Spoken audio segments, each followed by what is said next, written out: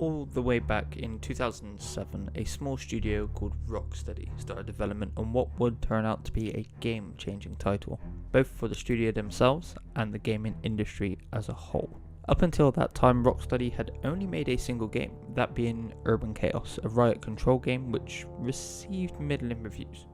This is why it was such a shock when Warner Brothers decided to give that small studio the rights to what is arguably their biggest character, the Dark Knight. What started out as a 40-person team then grew to 60 over the course of a 21-month development cycle, which culminated with the August 25th, 2009 launch of Batman: Arkham Asylum. Not long after that launch, reviewers and fans alike had run out of different ways to say best superhero game ever. With a compelling story penned by legendary Batman writer Paul Dini and era-defining combat, Arkham Asylum was a huge hit. Arkham Asylum would go on and receive numerous Game of the Year awards, as well as a Guinness World Record for most critically acclaimed superhero game. A huge achievement, if a bit niche, but that was over a decade ago now. Does the gameplay still hold up? Are the Scarecrow encounters still awe-inspiring? Is the final Joker fight still terrible? Well, that's what I'm here to find out, as I have been replaying Batman: Arkham Asylum.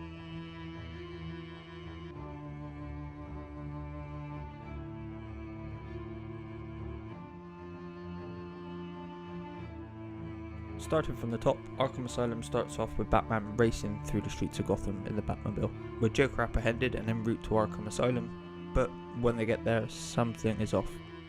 The Joker is too pleased.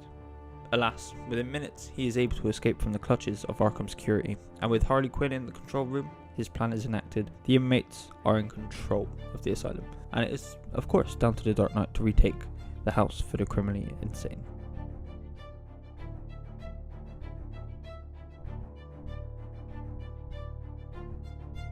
Now, of course, this being a game from over a decade ago, the visuals don't hold up quite as well as they once did, but thanks to its more comic book art style, it does look better than most realistic games from its time. The Batsuit is pretty great, and it only gets better as the series goes on, and the Batmobile harkens back to that of the classic movie version from the 90s. Despite Arkham being a grim and danky setting, there's a lot of vibrant colour to be found in the likes of the Joker and all the other villains who each look like they've walked straight off of a comic book panel and into the game. With great character design, so too must come great acting, and Arkham Asylum delivers.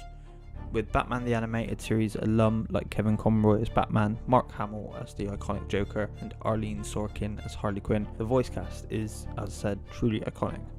No other set of people fit these roles better. There isn't a bum note throughout.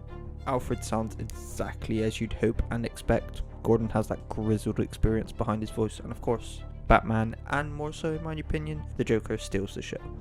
Their cat and mouse dynamic is ever present and always entertaining.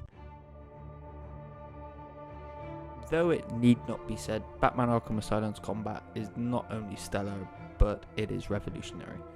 Born from an abandoned rhythm action focused Batman game, you flow from henchman to henchman, retaining the rhythm of the game's previous iteration, but rather than keeping time with music, you keep time with the enemies. Timing is everything. A well-timed counter, dodge and finisher can mean the difference between a 5-hit combo and a 20 to 30 hit combo, and there is still not a series that has a more satisfying combo string than the Arkham series. And of course, the higher the combo, the more XP and upgrade points you earn to unlock new moves, upgraded gadgets, and suit upgrades. Speaking of gadgets, you get the standard fare Batarang, Batclaw and the like, but we have to talk about one other innovation: Detective Vision. Now, I feel although this is a great tool, it is rather overpowered and could do with, say, a battery limit, and it does get signal jammed occasionally a bit later on.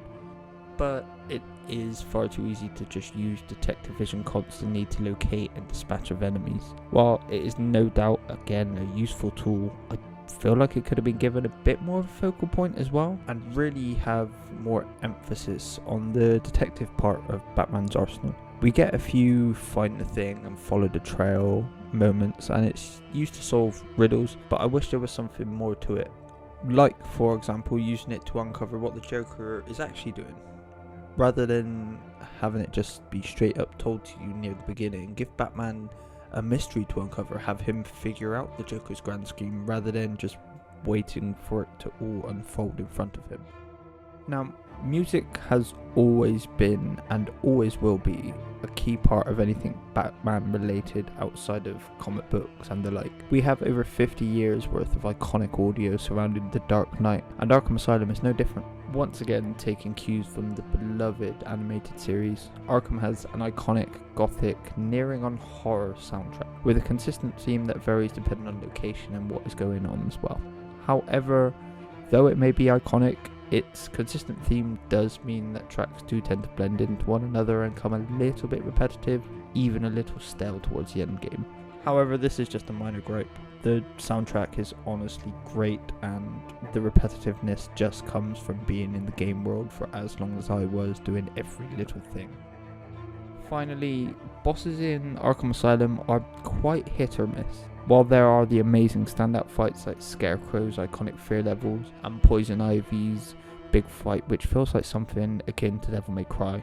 Conversely, then you have the likes of Bane, who is just absolutely wasted and reverted to being a big dumb charge boss, despite his intelligence and his tactical prowess being a focus of his character bio. As well as that, Killer Croc's fight, while being a bit different, does get repetitive quite quickly and could do with the extra move or step to shake things up a bit. This is possibly the only title that Riddler trophies fit perfectly in, which honestly just adds to the Asylum's mystique and mysterious nature, with hidden rooms and loads of little nooks hiding a trophy. Also, the Easter egg riddles again are just a great fit and again adds to the mystique of the Asylum. And of course there is the final Joker fight, which is just still so anticlimactic. He is nothing but a larger pigment challenged Bane. Nothing too difficult or clever here, just a few henchmen, an oversized clown charging and swiping at you, and this could have been put to way better use. For example, had the Joker got his hands on some of Scarecrow's fear toxin rather than going back to the overused Titan formula that has led to so many charging enemies, or for that matter, had he teamed up with Bane, given him a near unlimited supply of the new Titan formula and put in Joker's madness with Bane's great tactical nous, anything else could have and probably would have been better than the repetitive Joker Titan climax that we ended up with. Despite the underwhelming end and a few of the boss fights being a bit iffy, Arkham Asylum still holds up as one of the greatest superhero games, if not the best. As well as this, it's also one of the best 3D Metroidvanias to date as well. Yes, its graphics are a little outdated, as you'd expect being 10 years old, but it all still holds up and works quite well together due to the slightly more comic book style applied. The combat is still stellar and remains the standard bearer for the likes of Mad Max, Spider-Man and the Middle-earth games, and while I wish they had leaned a little harder into the detective aspects of the world's greatest detective, Arkham Asylum still remains an all-time great title.